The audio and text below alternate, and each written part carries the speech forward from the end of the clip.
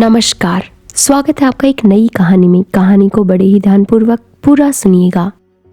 एक वन में एक शेर रहता था। उसके पास एक बाघ, कौवा और सियार 3 नौकर थे। शेर शिकार करता और ये तीनों नौकर शेर के साथ मिलकर उसी में से भोजन कर लिया करते थे। एक दिन शेर ने देखा एक ऊंट जंगल में भटक रहा है। वह अपने गिरोह से बिछड़ गया है। उसको देखकर सिंह अपने दोस्तों से पूछने लगा, अरे वाह, ये तो बहुत ही विचित्र प्राणी है।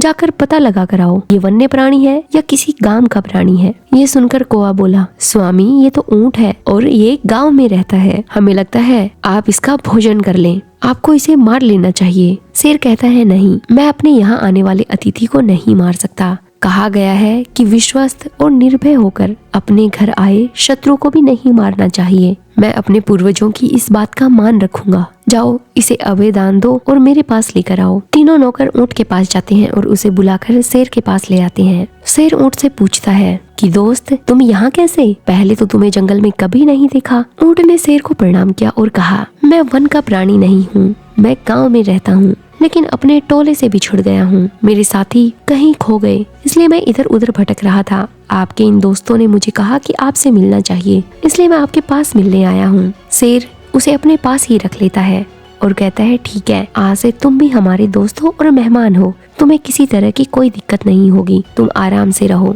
कुछ दिन बीतते हैं। एक दिन शेर का मुकाबला एक जंगली हाथी से हो जाता है। दोनों के बीच घमासान युद्ध होता है। हाथी ने अपने मुसल के समान दांतों से शेर पर ऐसा प्रहार किया कि शेर अधमरा हो गया। किसी तरह बच तो गया, लेकिन उठने बैठने की शक्ति ही नहीं रही। अब वो शिकार नहीं कर सकता था। जैसे ही शेर ने शिकार करना बंद किया, कौवे, चित्ता और सियार भूखे मरने लगे। वो लोग भोजन की तलाश में तो जाते, लेकिन उन्हें कुछ नहीं मिलता। अब उनसे अपनी ये दुर्दशा देखी नहीं जाती। एक दिन वो शेर के पास गए और बोले कि महाराज, आप तो शिकार नहीं कर सकते हैं, तो अब क्या करें? शेर ने कहा, ठीक है, तुम लोग जंगल में जाओ और किसी ऐसे जीव को ढूंढ कर लाओ जिसका मैं इस अवस्था में भी शिकार कर सकूं। चारों प्राणी चारों दिशाओं में निकल जाते हैं। काफी दूर भटकने के बाद भी उन्हें कुछ नहीं मिलता। थोड़ी दूर घूम घाम कर कौवा और सियार मिलते हैं। दोनों आपस में सलाह मिलाते हैं कि दोस्त, इधर उधर भटकने से कुछ नहीं होगा। मैं तो कहता हूँ इस ऊंट का ही शिकार कर लिया जाए, कैसे भी करके महाराज को मना ले बस। सियार कहता है, ठीक है, ये तुम सब मुझ पर छोड़ दो,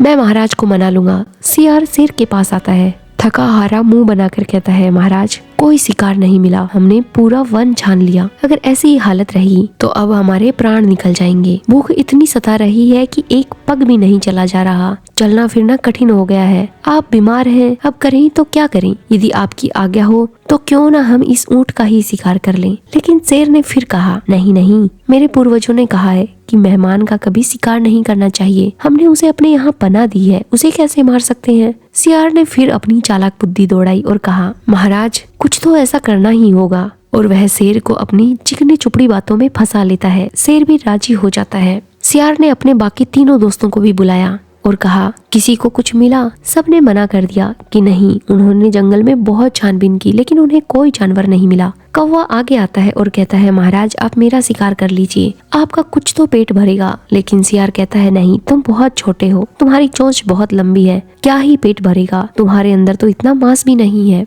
फिर चित्ता कहता है, महाराज, आप मेरा शिकार कर लीजिए। लेकिन सियार इसके लिए भी सिरे से नकार देता है और कहता है, नहीं नहीं, तुम्हारे बड़े बड़े नाखून हैं और कभी ना कभी तो तुम महाराज के लिए कुछ काम कर सकते हो, तुम्हारा शिकार नहीं किया जाएगा। शेर की तरफ देखता है और आंख मारकर कहता है, महाराज, आप मेरा शिकार कर लीजिए। तब शेर कहता है, नहीं नहीं, तुम्हारे बाल बहुत बड़े हैं, मैं तुम्हारा शिकार नहीं कर सकता, तुम्हारे से तो क्या ही पेट भरेगा मेरा। ऊंट भी इन सब की बातें सुन रहा था। उसने सोचा कि जब सारे दोस्त ही अपना अपना शिकार करने के लिए कह रहे हैं, तो क्यों ना मैं भी अपना बड़ा हृदय दिखाऊं। वो शेर के सामने आता है और कहता है, महाराज, आप मेरा शिकार कर लीजिए, मैं बहुत बड़ा भी हूँ, तुम सबका पेट भर जाएगा और मुझे भी इस ऊंट योनि से मुक्ति मिल जाएगी। शेर ने अभी तक पूरी तरह से हाँ कही भी नहीं थी कि चित्ता और सियार ऊंट पर टूट पड़ते हैं। एक ही मिनट में उन्होंने ऊंट का पेट चीर कर रख दिया, ऊंट को मार दिया। तीनों ने मिलकर अच्छे से भोजन किया। बेचारा ऊंट चालाक सियार और मूर्ख शेर की बातों में फंस गया था। इस कहानी से हमें यही शिक्षा मिलती है